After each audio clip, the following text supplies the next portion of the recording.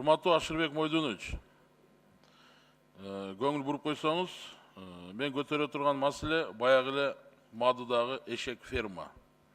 Bir ай мурда сиздердин бир намыс сезимиңиздерди бир ойготконго аракет кылдым, өкмөттүнчө.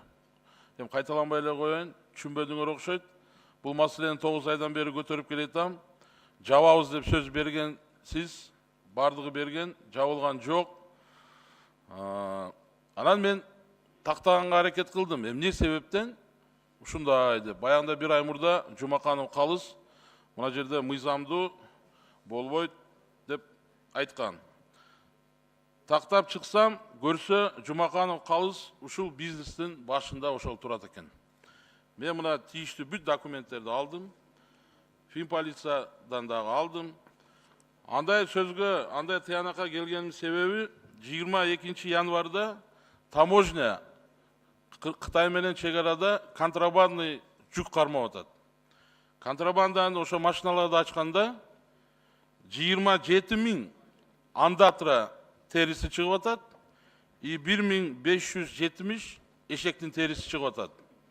Документтерди көтөрсөк, ошол мамлекеттик ветеринардык кызматынын актысына таянсак, досмотрдун актына, ал жерде биз ачтык көрдүк, 16 000 гана андатрдын териси бар экен деп документ акт түзүп атышат.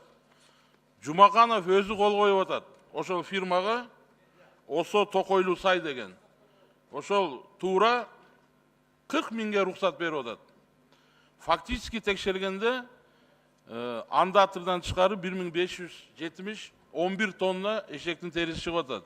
Эми менде суроо, Ашырбек Мойдонович, Кыргызстанда 40 000 андатр барбы? Ал каяктан келген?